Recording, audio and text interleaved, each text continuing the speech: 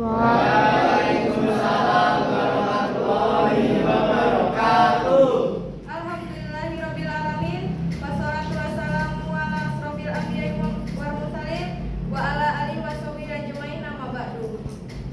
Puji syukur kehadirat Allah SWT yang telah memberikan rahmat serta hidayahnya, sehingga kita semua dapat berkumpul di sini untuk mendengarkan ceramah tausiah tentang manusia makhluk bertuhan.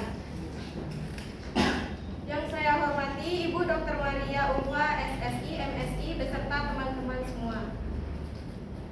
Saya akan membacakan susunan acara pada hari ini, yaitu pertama pembukaan dan pembacaan ayat suci Al-Quran. Yang kedua mendengarkan ceramah tausiah tentang manusia makhluk bertuhan. Dan yang ketiga sesi tanya jawab, dan terakhir penutup. Hadirin yang dirahmati Allah, pada acara pertama marilah kita bersama-sama membaca basmalah untuk membuka acara pada hari ini. Bismillahirrahmanirrahim. Berikutnya adalah pembacaan ayat suci Al-Quran. Bismillahirrahmanirrahim. Wat-tini waz-zaitun wa turi sinin wa hadzal baladil amin. Laqad khalaqnal insana fi ahsani taqwim. Summa radadnahu asfala safilin.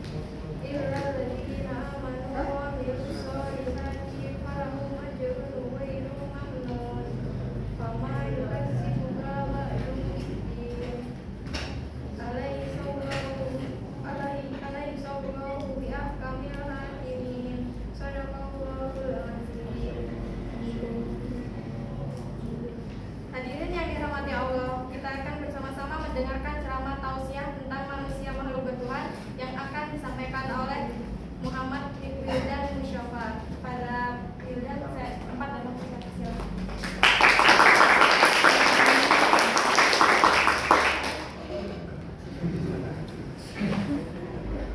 Assalamualaikum warahmatullahi wabarakatuh. Waalaikumsalam warahmatullahi wabarakatuh.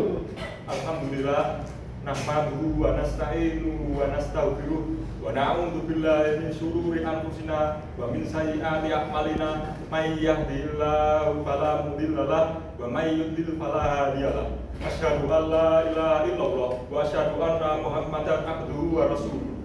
Pertama-tama, marilah kita panjatkan puja dan puji syukur kita atas kehadirat Allah Subhanahu wa Ta'ala, sehingga pada kesempatan pagi hari ini kita dapat berkumpul di tempat yang insya Allah penuh barokah ini.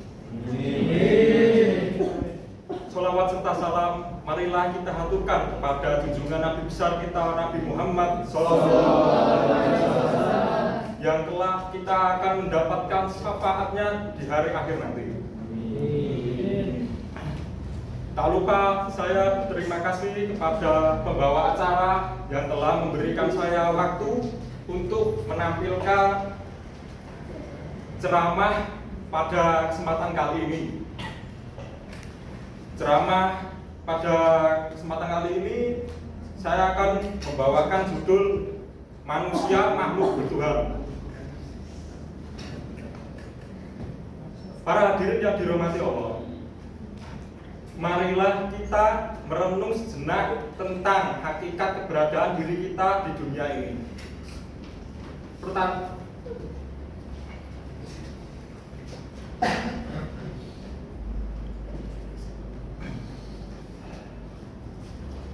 siapakah diri kita, dari mana kita berasal, dan kemana kita akan kembali? Pertanyaan-pertanyaan ini seharusnya selalu hadir dalam benak diri kita.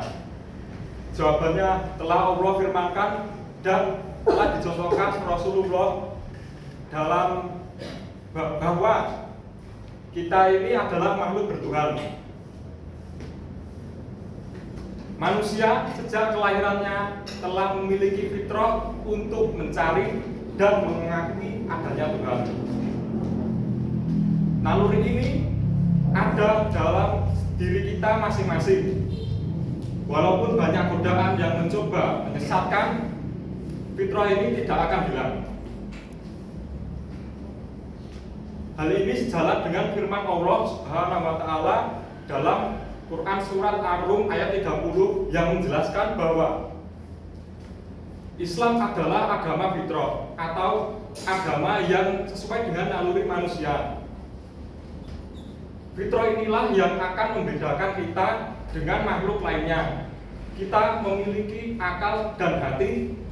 Dengan keduanya, kita mampu mengenal, mencintai, dan mengabdi kepada Allah.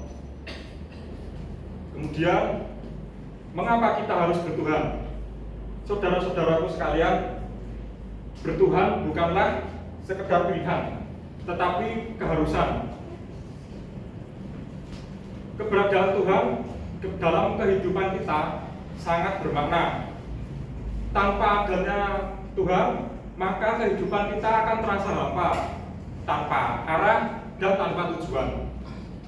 Bertuhan berarti kita menyadar diri pada Allah dan memohon pertolongan kepadanya.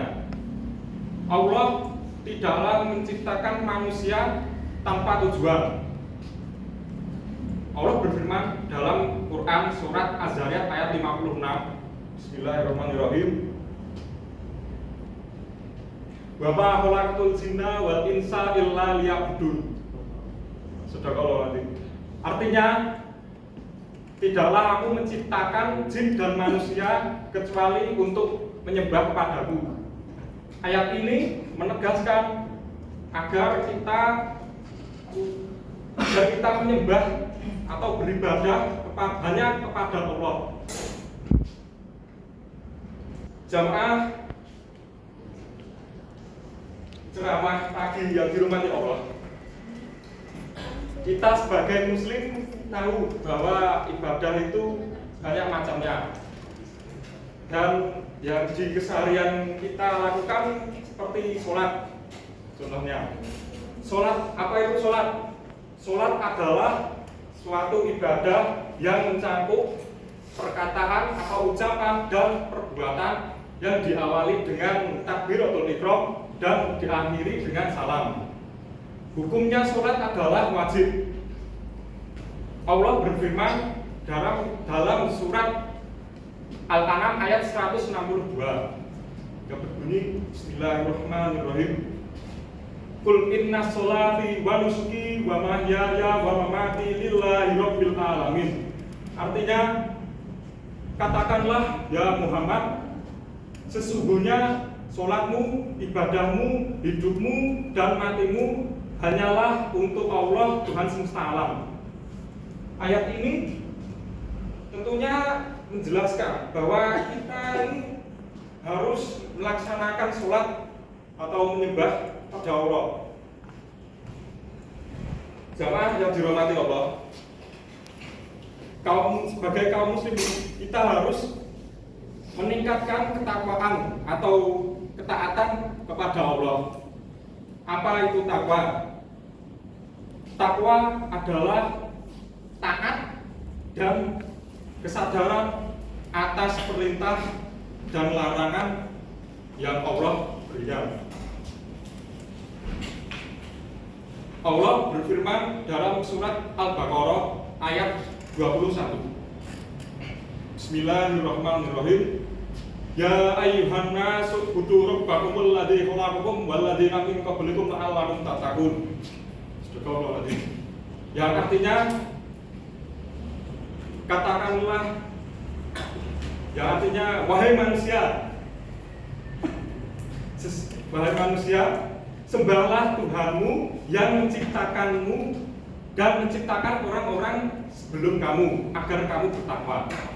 Ayat ini tentunya menegaskan agar kita sebagai umat Islam selalu bertakwa atau selalu mengerjakan perintah-perintah Allah dan menjauhi segala larangannya. Kemudian yang terakhir, kita sebagai umat Islam seharusnya kita tahu bahwa Islam ini ada rukun iman. Kita wajib mengetahui rukun iman itu ada 6. Yang pertama, iman kepada Allah. Iman kepada Allah berarti kita percaya bahwa tiada Tuhan selain Allah. 2. Iman kepada malaikat. Berarti kita mempercayai Allah menciptakan makhluk yang taat dan selalu mengerjakan tugasnya masing-masing. Yang 3, iman kepada kitab. Allah telah menurunkan kitabnya melalui perantara, yaitu Nabi dan Rasulnya. Sebagai umat Islam, kita perlu mengetahui ada 4 kitab yang diturunkan oleh Allah. Yang pertama tentunya Al-Quran, 2 Injil, 3 Taurat, 4 Zabur. Dan rukun iman yang keempat, kita harus iman kepada Nabi dan Rasul. Yakni kita percaya bahwa Allah mengutuskan Nabi dan Rasulnya 25 yang kita ketahui itu 25 Nabi dan Rasul. Percaya bahwa Nabi dan Rasul ini diutus ke bumi untuk menyampaikan ajaran agama Islam kepada umat-umatnya masing-masing. Kemudian rukun iman yang kelima, iman kepada hari kiamat atau hari akhir. Kita sebagai Muslim harus percaya bahwa telah akan ada hari akhir atau hari kiamat dan hari setelah mati. Dan rukun iman yang keenam atau yang terakhir adalah iman kepada qada dan qadar. Iman kepada qada dan qadar ini berarti kita yakin Allah telah memberikan kita ketentuan yang baik maupun buruk. Kita harus menerima takdir itu. Mungkin sekian yang dapat saya sampaikan. Saya akan membuka pertanyaan. Mungkin ada yang mau bertanya.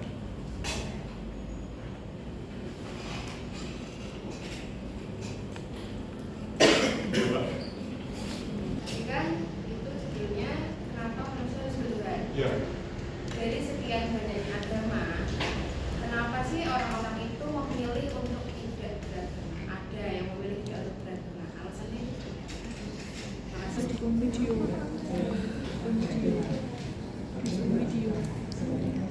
Ateis.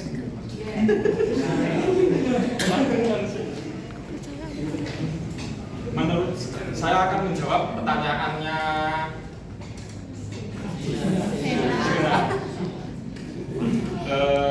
yang saya ketahui ada manusia yang tidak ingin beragama atau yang disebut ateis. Itu menurut saya orangnya itu kurang pengetahuan atau di lingkungannya itu seperti orang tuanya tidak memberikan tahu atau memberi pemahaman.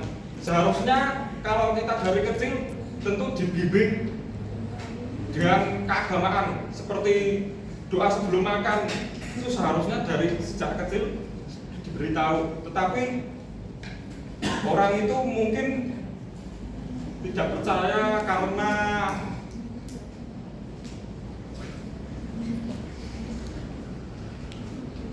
kepercayaannya kurang, akhlaknya kayaknya. Sepertinya sudah beragama Islam, tetapi akidahnya kurang kuat gitu kayaknya. Ya cukup, mungkin sudah. Mungkin ada lagi yang mau bertanya? Di sini mau bertanya. Kan kita harus percaya sama Tuhan ya. Kita sebagai manusia kan punya agama masing-masing. Contoh kita sebagai umat Muslim ya, kita kan percaya kepada Allah. Apa pandangan Mas Wildan terhadap saudara kita umat Muslim yang contohnya kita melihat ada yang murtad langsung kayak mau pindah agama, contoh ke Kristen, Buddha atau ke Katolik. Nah, itu gimana pandangan Mas Wildan terhadap kita percaya adanya Tuhan itu? Kenapa kok orang itu bisa percaya malah ke agama lain. Kan kita sebelumnya kan percaya adanya Allah. Terus itu gimana hati orang itu yang pindah ke agama lain? Dan sebaliknya, kalau agama orang itu pindah ke Islam. Nah, terima kasih. Saya akan menjawab pertanyaan dari Mas Habib. Gini, orang yang merasa ingin keluar atau pindah ke agama lain dari agama Islam ke agama lain, nah itu mungkin ya sebenarnya betul kalau dia itu 100% akidahnya itu kurang kuat, karena dengan akidah ini atau keyakinan mengenal Allah seperti mengenal nama-nama Allah, kemudian mengenal sifat-sifat Allah gitu, maka nanti akan yakin atau kuat imannya. Orang itu yang dimaksud itu yang pindah agama mungkin kurang dalam mempelajari keagamaannya di kehidupannya itu. Sudah puas belum Mas Agus? Oh, sudah. Kemudian ada lagi yang mau bertanya, Mas Gavin.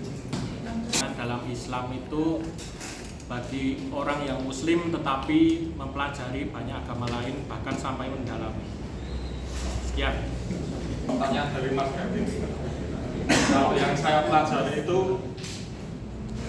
menurut saya mempelajari agama lain itu sebenarnya janganlah.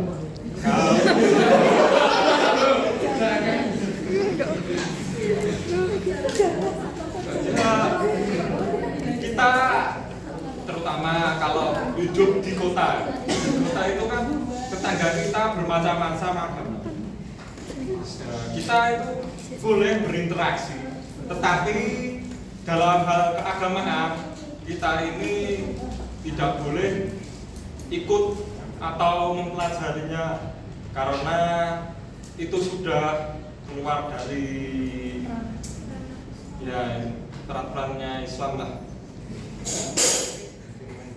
Soalnya akidah atau kepercayaannya juga itu seharusnya kalau dia belajar tentang akidah atau ya agama, memperdalam keagamaannya, seharusnya tidak mungkin mau berpikir aku mau belajar ke gereja, mau ikut menyembah atau mempelajari sedikit-sedikit lah gitu. Ya ada orang seperti itu, maka kebanyakan ya kurang lah akidahnya orang itu atau pengetahuan agamanya itu banyaknya kurang. Mungkin itu juga. Bagaimana Islam kejawen, yaitu Islam yang percaya Tuhan tapi tidak mau sholat. Menurut kepercayaan Islam kejawen itu hanya cukup berbuat baik saja. Bagaimana menurut? Menjawab pertanyaan Mas Gavin, kan kita ini berada di Jawa. Jawa pastinya ada budaya atau budaya nenek moyang atau leluhur. Nah, di Indonesia ini sebenarnya ada agama yang diakui, Islam maupun yang lainnya yang diakui. Tapi di Jawa ini ada Islam yang Islamnya Islam kejawen. Itu biasanya orang yang ikut dengan kebudayaannya nenek moyangnya atau bangsi buyutnya itu sebenarnya menyembah roh atau gimana, kepercayaan kejawen, terus ya ikut melestarikan kebudayaan itu. Menurut saya itu adalah hal musyrik, karena Allah telah menjelaskan di Al-Quran bahwa tiada Tuhan selain Allah, dan maka kita harus percaya dan menjauhi larangan Allah seperti perbuatan-perbuatan syirik atau seperti menyembah berhala atau yakin kepada roh nenek moyang itu, seperti maksudnya syirik. Ya.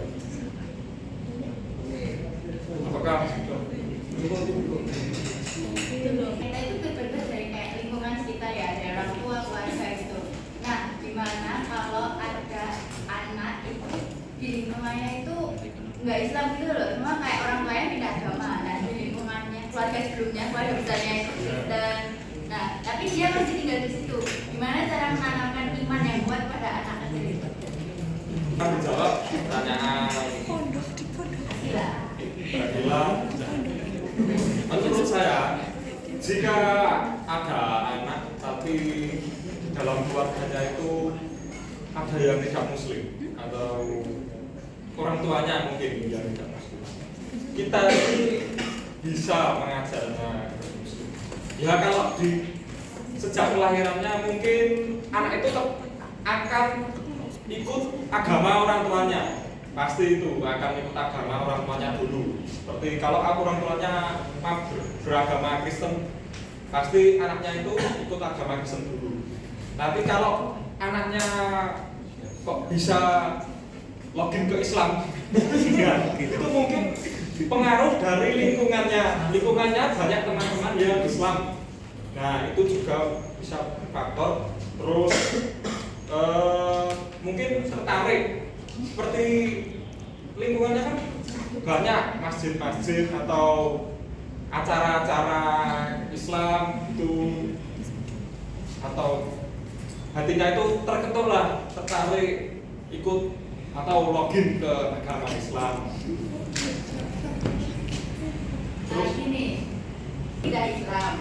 Nah keluarganya kayak masih Kristen kan biasanya kayak gitu tetap aja kita kayak diundang ke acara Natal lah, ke Paskah lah, nah gitu. Itu gimana cara kayak anak kita ngasih tahu anak kita kalau kita itu agamanya beda, acaranya beda. Ya. Ya, reaksi kita jika kita mempunyai orang tua yang beda agama, kita diajak acara Paskah atau Natalan di gereja, ya kita ini menolak. Soalnya kita ini sudah punya keyakinannya sendiri, bukan kita ikut orang tuanya ke gereja. Kalau kita ke gereja, maka kita keyakinan kita ya akan tergoda. Dan jadi keimanan kita itu sudah melenceng itu. Ya, mungkin saja itu yang saya tahu.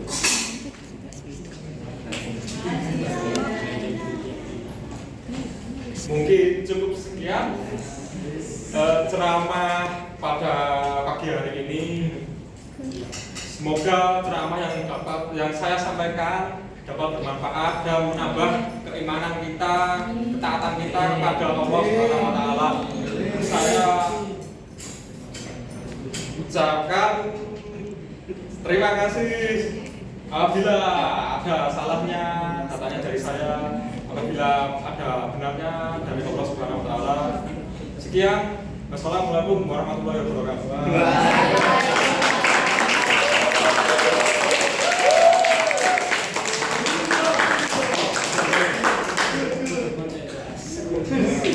Demikianlah acara pada hari ini. Semoga ceramah dari Mas Wildan tadi bisa bermanfaat bagi kita semua. Maaf apabila ada kesalahan kata. Saya akhiri